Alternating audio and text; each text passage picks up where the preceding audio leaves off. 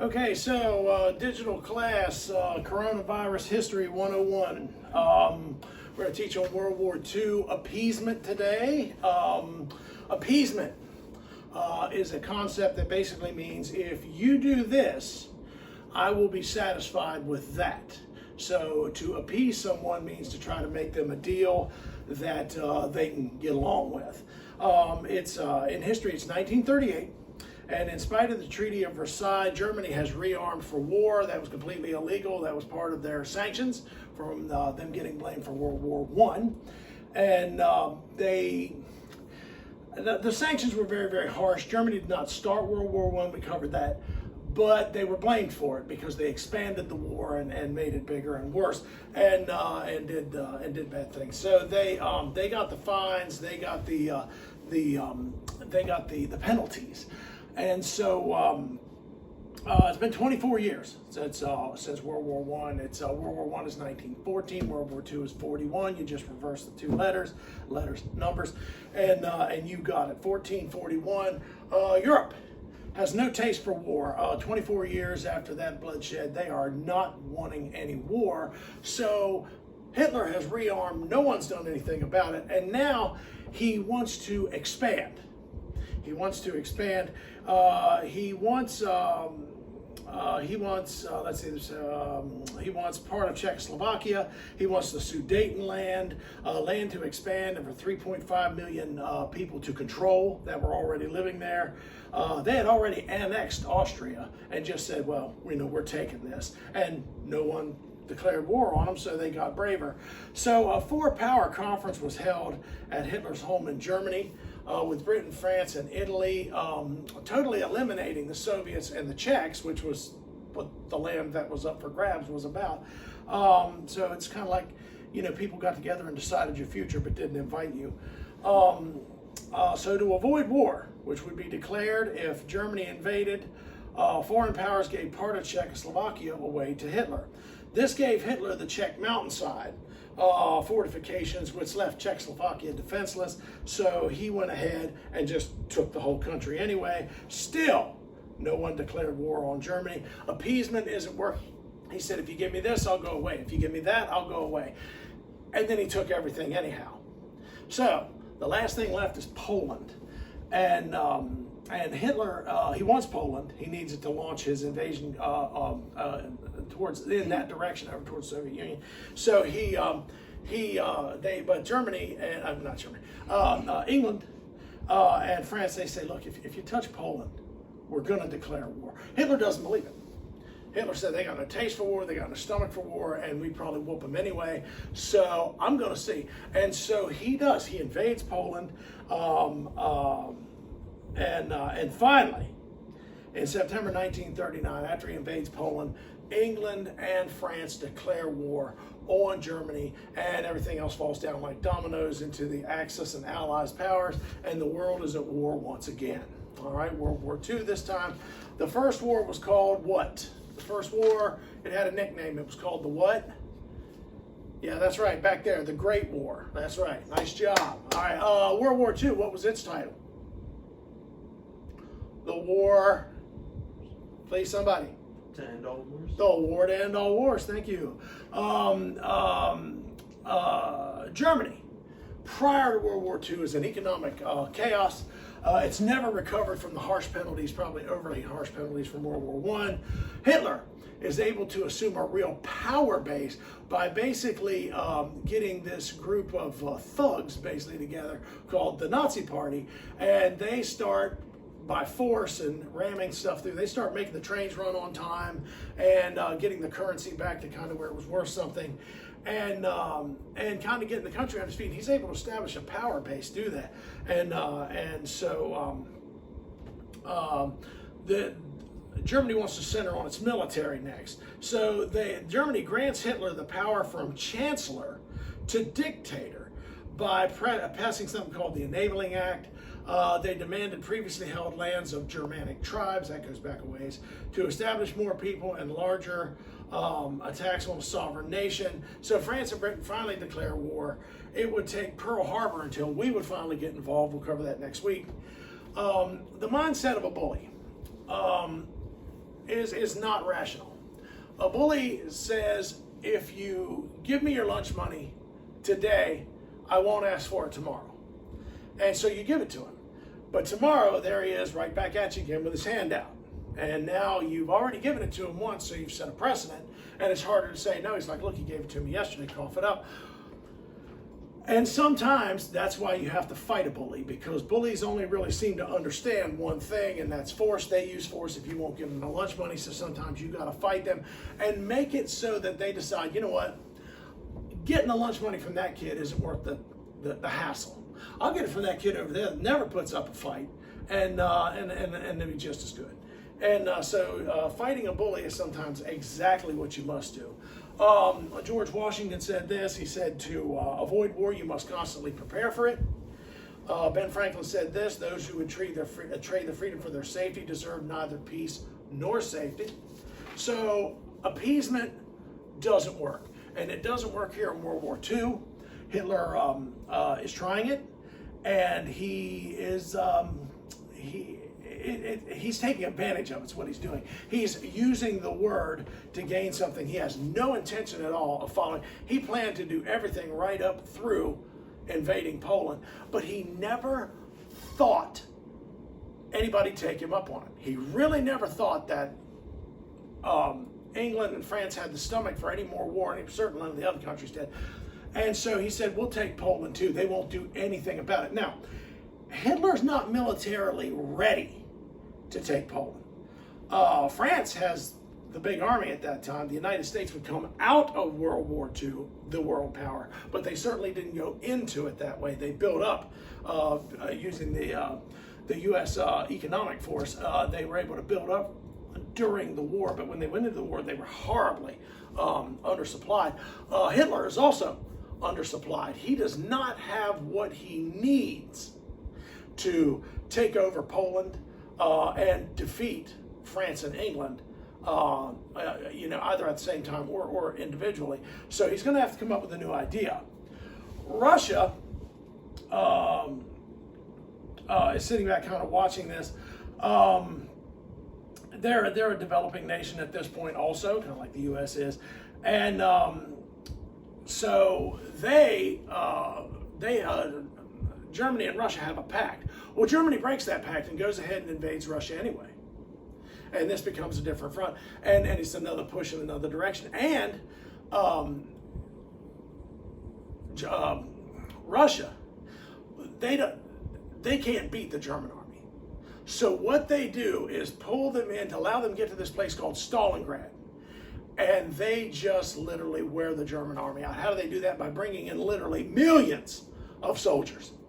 Hundreds and hundreds and hundreds of thousands of soldiers. And keep throwing them at the German army. They don't have enough guns to give each soldier. The portrayal is that they gave one gun for 2 men, and one guy got an extra thing of 5 bullets, and the other guy got the gun. I don't know if that's true or not, but that is something I've seen acted out. But they certainly were not ready to fight the mighty German army in Russia, but they pulled them into Stalingrad and basically let the winter kill them, and just kept throwing bodies at them until they finally wore them out and won. Germany in Stalingrad would lose 147,200. 91,000 would be captured. That's quite a bit.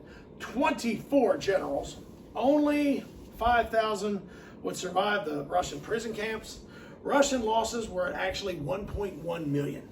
They lost 1.1 million men in one battle site at Stalingrad. A horrific loss of life, even by any standards. Now, they had 40,000 civilian deaths on top of that because they were occupied when the city was taken. The loss of life was proclaimed a Russian victory. If it was a costly one, it was difficult to believe that the Russians could have defeated German military forces on 2 fronts unaided, but that is always what they claimed they could have done. In my lifetime, it's becoming a growing Russian claim that, yes, they could have won the war without the United States. They had it well in hand. My views of history don't parallel that. So let's see here. The marginalizing and emergence of the U.S. Would make them the world power directly after the war, and it would also form the Soviet Union after the fall of the Russian Tsar at the end of the war. And of course, that would lead to the USSR and the United States versus the Russian Cold War of the 1980s. So you see how these things just keep going. The losses in life. World War I versus World War II. Okay, World War I, the highest estimate is 19 million, just round numbers. World War II, the highest estimate is 84 million. So many more. A lot of that due to what the Russians were doing, but not all of it. A lot more of this was civilian death. And sometimes I ask, how come there's 4 times the casualties? But the short answer is technology and more civilians being caught in the crossfire, but mostly technology. The stuff that we had for World War II, only 24 years later, absolutely was a whole generation or a revolution better than what we had in World War I. If you stand the airplanes, you kind of park them next to each other. You look at even the weapons, handheld weapons, infantry weapons, much more sophisticated in World War II. But mostly there was just the amount of people involved allowed for a lot more casualties. So what I'm going to do is I'm going to show a few pictures to kind of go along with what I've done. I realize this lesson is going very fast. I probably could have done more, but this is my first video one, so let's see how this goes, and then we'll do the rest. All right, so let me find this. You guys know how great I am at iPad, so let's see here. Let's get on the right thing. There we go. Oh, right here. Okay. These are the Allied and the Axis powers, okay? Allied versus Axis powers. You can kind of see the United States, and you can kind of size up the teams, but that's your Axis versus Allied powers, okay? All right, then you got your fronts. That's your Eastern Front and your Western Front. The Eastern one is more to the east, all right? So Eastern and Western fronts, kind of see where the large action was going on there in Europe, okay? This is the ground that Hitler took, basically through appeasement, and he just started taking and kept on taking until he had all of Czechoslovakia. And of course, then he invaded Poland after he annexed, which just means stole, Austria. This is the war powers. These are the big 3 meeting there at Hitler's house. It really was Hitler's house, and they're hammering out that deal about Czechoslovakia. But no one from the Czechoslovakia is there, or Russia, which has its interest there. So kind of like, you had a yard sale and didn't invite the people that own the house. Hitler's party of thugs and miscreants was the Nazi party. Here's just kind of a crowd shot there. You have an idea what kind of cats these all look like. They were the SS. They were the they were honestly a pretty ruthless bunch, and that's why he got power, because nobody could stop him. So here's the big question for the day. How did Hitler do it?